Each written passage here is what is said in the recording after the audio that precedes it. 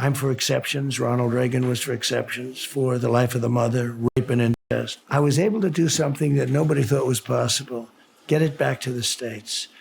And the states now have it, and people can make their own decisions within the states. This is where every legal scholar, every Democrat, every Republican wanted it. Roe v. Wade, you've heard this. Once again, the media construes what you say. Everything I read says that one of the biggest challenges in the upcoming election is going to be the women vote. I think a lot of people think that is because of the rhetoric that they're saying about your stance on abortion. So I'd like to get your stance on abortion, unfiltered, unedited, just raw. So you have Roe v. Wade. For 52 years, it was in the federal government. And Democrat, Republican, nobody wanted it there. The great legal scholars, everybody wanted it out, and they wanted it to be back in the states. There wasn't discussions about 16 weeks and all the different discussions you hear.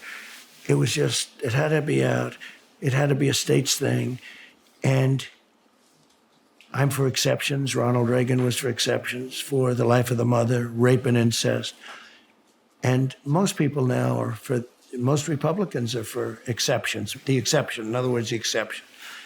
And I was able to do something that nobody thought was possible, get it back to the states. And the states now have it, and people can make their own decisions within the states. This is where every legal scholar, every Democrat, every Republican wanted it. Roe v. Wade, you've heard this, was legally a very bad place to have it in the federal government for a lot of reasons. I got it out. 3 great justices that I put on voted, plus 3 other, in my opinion, great justices. And they got it out. And now it's in the states. And if you take a look at Ohio, recently voted in a very liberal fashion, I must tell you. Kansas voted in a very liberal fashion.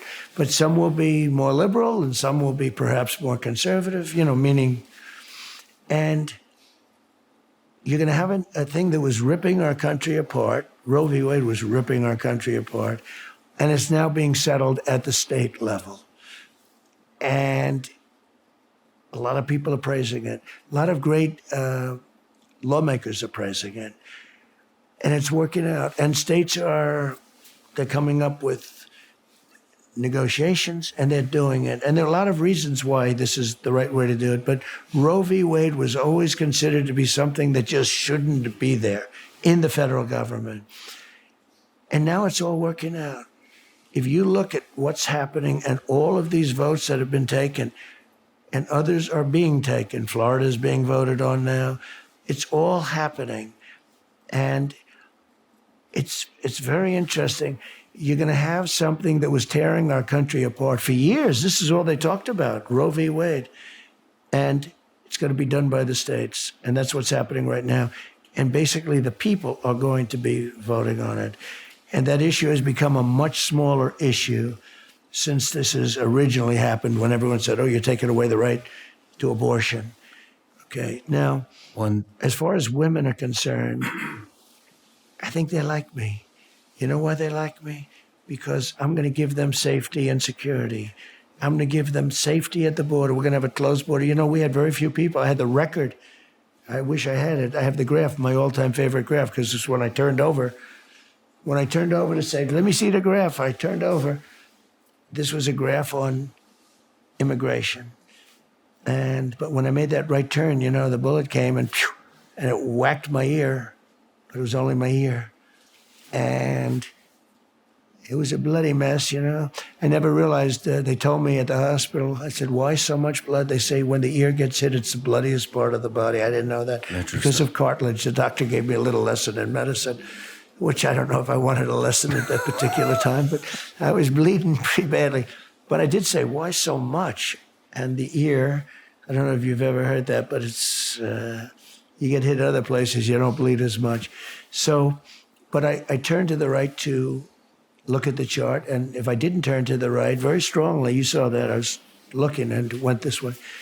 If I didn't, I wouldn't be here. What do you But that attribute chart that showed to? the lowest, the best numbers we've ever had in terms of illegal immigrants coming into our country.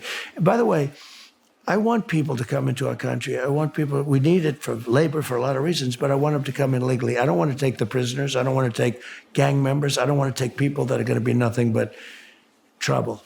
But women, I believe, like me because they feel very strongly that I'm going to give them better security with the military, with the borders, with the police.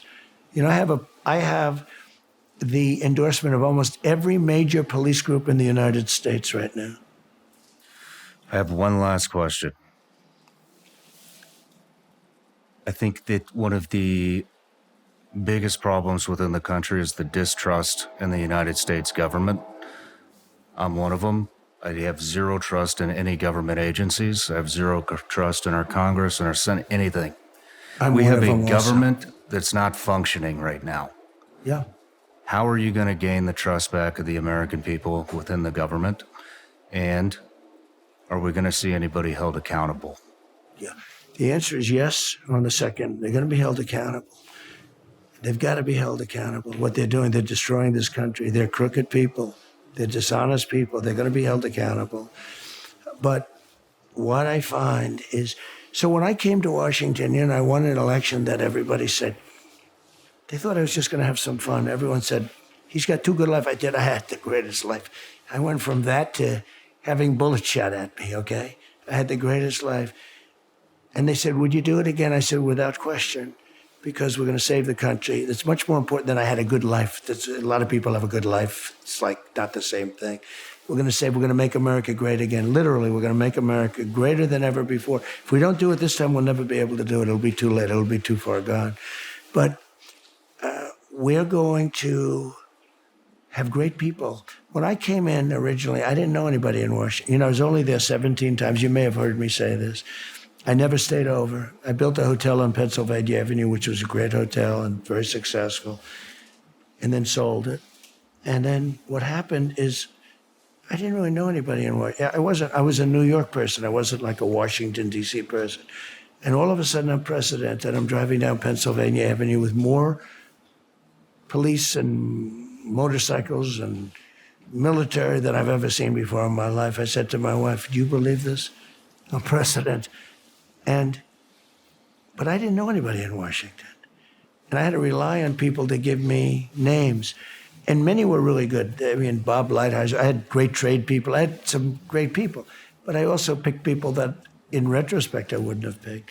But now I know the smart ones, the dumb ones, the weak ones, the solid ones, the ones like you. No matter where you're watching Shawn Ryan Show from, if you get anything out of this, please like, comment, subscribe, and most importantly, share this everywhere you possibly can. And if you're feeling extra generous, please leave us a review on Apple and Spotify podcasts.